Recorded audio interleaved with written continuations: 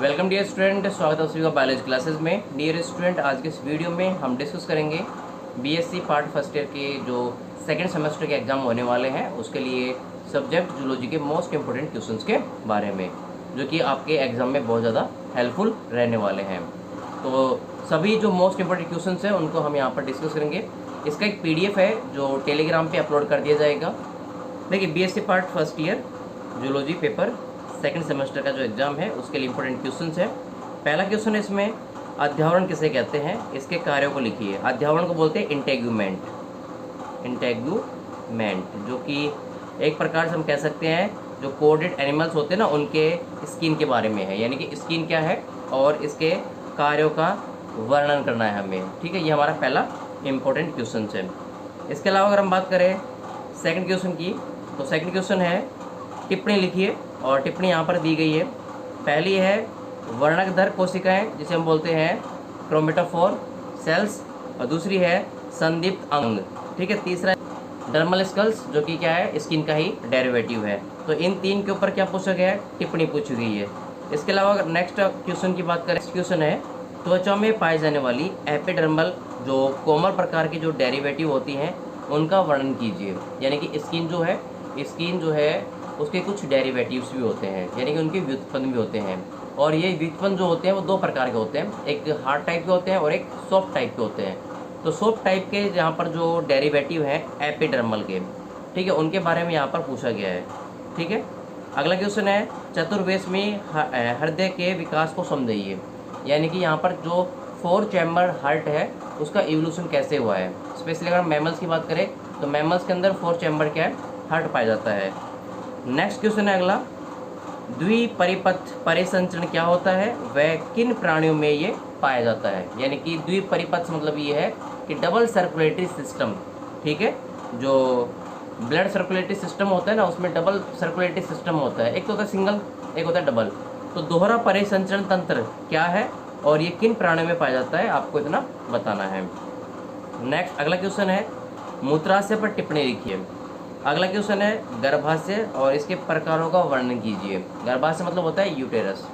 ठीक है, यूटेरस वो स्थान होता है जहाँ महिला जो होती है वो अपने बच्चे का डेवलपमेंट करती है अपने गर्भ के अंदर, यानी कि गर्भ को क्या बोलते हैं, गर्भाशय बोलते हैं। तो गर्भाशय जो है वो कितने प्रकार का होता है, इनके प्रकारों का वर्णन करना है। अगला क्वेश्चन है टिप्पणी लिखिए।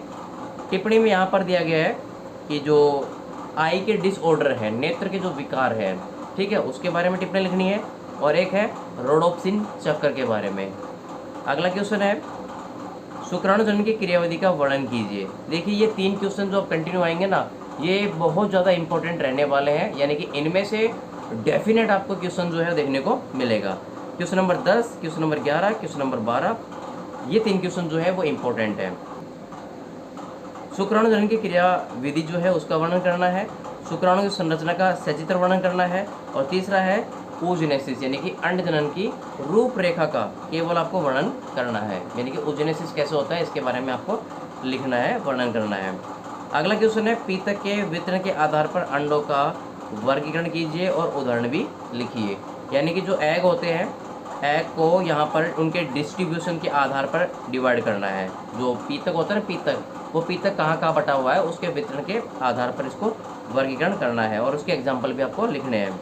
नेक्स्ट क्वेश्चन है क्वेश्चन नंबर 14, टिप्पणी लिखिए। टिप्पणी यहाँ पर दी गई है निषेचन जो त्रुटियाँ हैं, यानी कि फर्टिलाइजेशन की जो एरर्स हैं उन सभी के बारे में, और विटेलोजेनेसिस प्रोसेस है यानी कि पीतक जनन के बारे में, एक्रोसोम की क्रिया है इसके बारे में, और अनिषेक जनन। ठीक है, ये निषेचन की त्रुटि का ही एक पार्ट है। यहाँ पर आपको कंप्लीट अनिषेक जनन के बारे में समझाना है। अगला है विदलन के प्रकार, क्लेवेज जो होते हैं उनके टाइप्स। अगला क्वेश्चन है मेंढक में होने वाले कायांतरण को समझाइए। यहाँ पर क्वेश्चन ये भी बन सकता है कि कायांतरण को प्रभावित करने वाले कारक कौन कौन से हैं, या फिर कायांतरण में हेल्प करने वाले जो हार्मोन है उसके। अगला क्वेश्चन है एक्स्ट्रा एम्ब्रियोनिक मेम्ब्रेन, यानी कि अतिरिक्त भ्रूणीय झिल्लियों के बारे में।